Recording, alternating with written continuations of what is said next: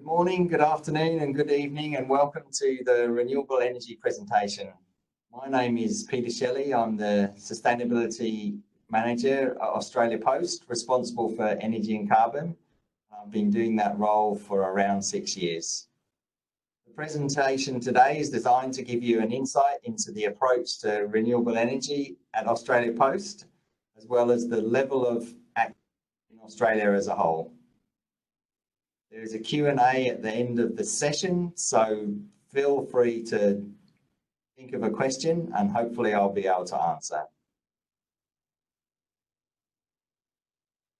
I just thought I'd give you a little bit of context for Australia Post. So we recently launched a new corporate responsibility plan which came into effect in July 2019.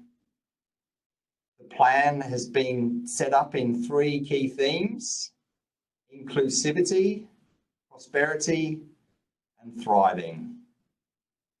Each commitment is consistent with our ambition to act to support the Sustainable Development Goals, including the setting of ambitious 2030 aspirations. So this new plan is a triple bottom line approach. It considers our impacts on people, profit, and planet. It's our plan for inclusive and sustainable prosperity. Everyone at Australia Post has a part to play.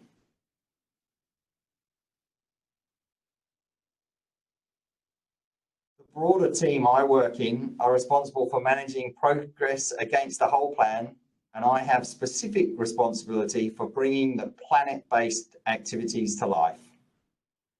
My role is to ensure we achieve our commitments, incorporating reducing our carbon footprint, at the same time as driving energy efficiency and helping support the adoption of a circular economy, where both our organisation and our customers use precious resources in a more sustainable way. Whilst Australia Post has achieved much in reducing our carbon impacts, we recognise there is much more that can be done. A key component is the development of SDG 7, affordable and clean energy, as well as SDG 13, climate action. Both of these are intrinsically linked. With the ever-changing impacts of climate change being felt across the network, we continue to develop strategies to support both climate adaptation as well as resilience to extreme weather events, which have become ever more frequent across our network and which do cause major business disruption. The purpose of this talk is to see how those 2 SDGs can be joined together.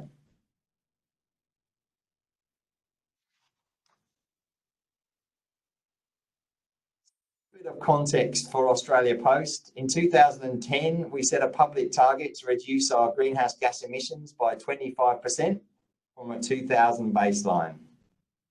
And you can see from the slide that we've managed to achieve quite a significant outcome, going from a peak of 360,000 tonnes in 2010 down to 270,000 at the end of June 2019.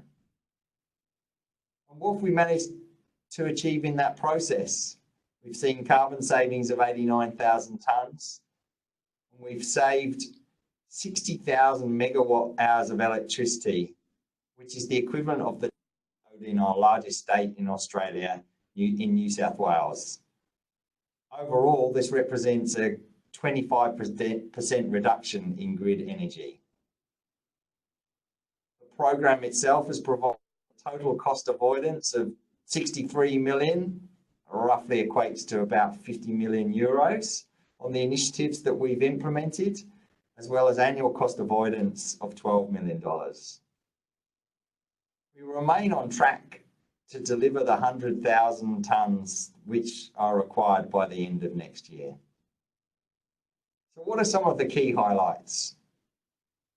On the slide, you'll see we make reference to our energy efficiency upgrades, which we've seen take place at over 200 of our largest sites, which roughly equates to about 40% of our total electricity usage.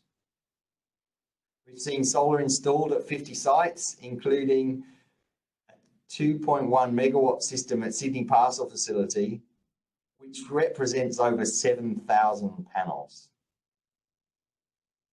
And we've seen one of our offices at Star Trek House going from a 2-star neighbours rating to a 5-star.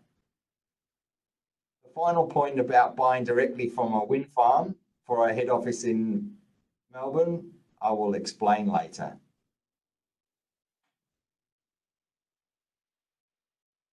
So we talked a little bit about Australia Post, but what does it mean in the broader context of Australia as a whole? You can see the slides shows how around 2.5 million homes have installed solar in Australia, which is about 25% of the total number of houses. In fact, renewables now represent 50% of the total generation. In the state of Victoria, where our head office is located, each month an offer is made available to householders looking to install some additional rebates. And this sells out within the first hour. Clearly, there's much demand for that process. And in this instance, it's around 60,000 solar panels or 60,000 householders which will be investing. At Australia Post, you can see we've invested in 50 systems which have a total capacity of 4.83 megawatts. Now that represents somewhere close to 5% of our total grid energy requirements.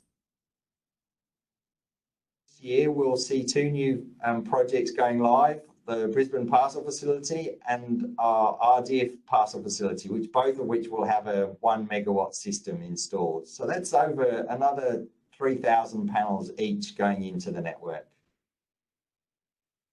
How we've been able to achieve this is that Australia Post has been able to develop the business case for solar, bringing both commercial and environmental benefits. 10 years ago, this seemed a lost opportunity. The picture shown is of our 2.1 megawatt system at Sydney Parcel facility.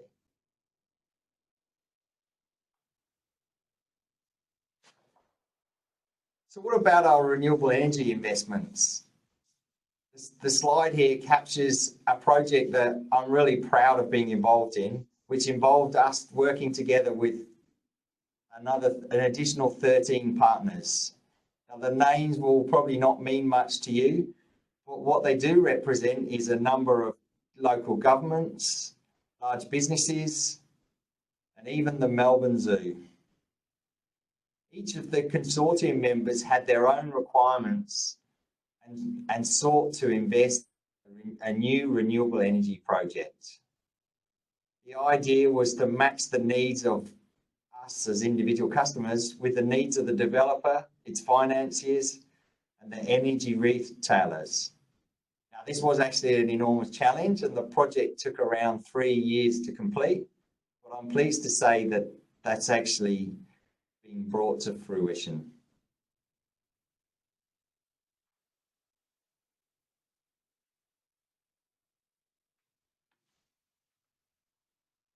Moving on, we can see the model I've created, which just explains in a little bit of detail how the project works. So in the left-hand corner, we've got the identification of the project itself, the Crowlands Wind Farm, where 39 wind turbines were built, and the majority of the electricity from the plant is now going to the consortium of 14 customers. In Australia, there are 2 different mechanisms by which customers receive benefits from renewable electricity itself, as well as from access to large generation certificates, which have both a financial value and an environmental benefit. So if we just move through, Pacific Hydro, the developer, they sell the electricity into the national energy market, and that process is managed by their retailer, Tango Retail, who effectively purchases the electricity and on-sells it to us as the customer. So you can see the box on the right shows all the activities that are relevant to Australia Post. And in this instance, we're talking about the electricity used at 111 Burke Street. In the bottom of the diagram, we talk about the right to the green products. So as part of the project, we not only committed to buying electricity, but also to the environmental certificates. In Australia, what happens is that those certificates are managed by the federal government, and they get the project to certify the certificates and then transfer them to us as the entity, Australia Post, onto our own registry account. In the final box, we make reference to how we are able to either sell, retire, or transfer those certificates back to the energy retailer. In this instance, there was a slightly unusual situation where the energy retailer made the decision to fix 40% of the price of electricity and for 60% to be variable. So therefore, the fixed component is over the life of the project, which for us is 10 years.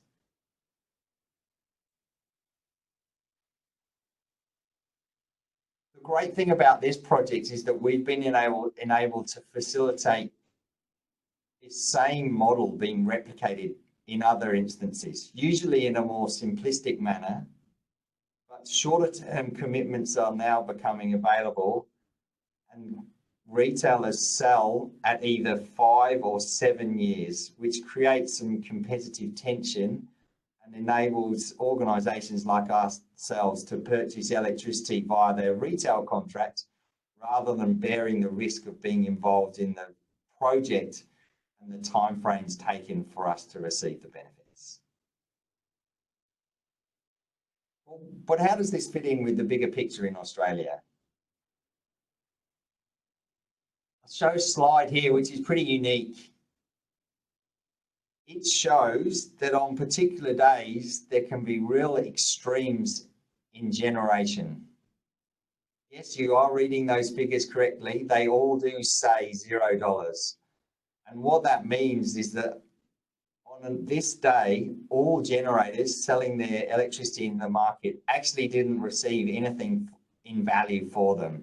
There was in effect an oversupply. This is quite a common occurrence in Queensland. Well, what it will do is it will impact on the benefits that long-term PPAs show, because developers are going to find it increasingly difficult to sell the benefits of their projects if in fact they're not receiving any financial remuneration for the projects themselves. So the extremes mean that both the generators and potential developers are faced with market conditions, even if the end consumer achieves a much better outcome. So there's definitely work that needs to be done by both the state governments, the energy suppliers, and by the federal government to make the mechanism work more effectively in the long term. Because without the investment in the renewable energy, there's every likelihood that this ongoing movement to renewable energy might be stopped, specifically for PPAs. But the picture's not all gloom. The future outlook in Australia is actually very positive.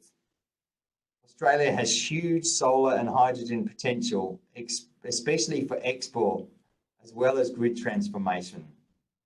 Most research suggests that the question is how fast and on what scale this change will occur. For people like myself, this is the really exciting part to anyone employed in the energy sector. In the past 2 months, there's been talk of exporting hydrogen to places like Japan, South Korea, as well as setting up an underwater connector to send renewable electricity to Singapore from the Northern Territory. People describe this as going beyond 100% renewable electricity, and certainly is consistent with the need for climate action.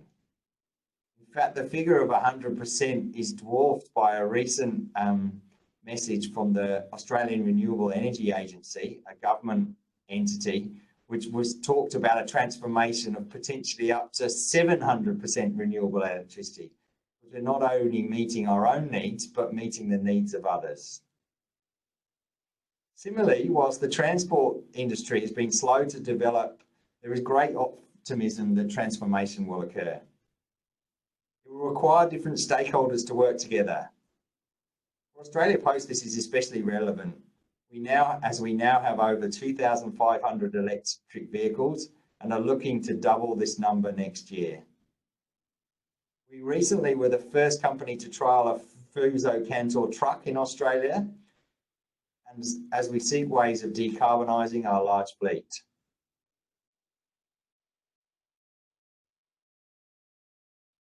The transport future, as you can see, is a really interesting one for us. We've focused on electric bicycles, electric delivery vehicles, which I know quite common in the postal industry, as well as the picture of our new truck, which we have on trial.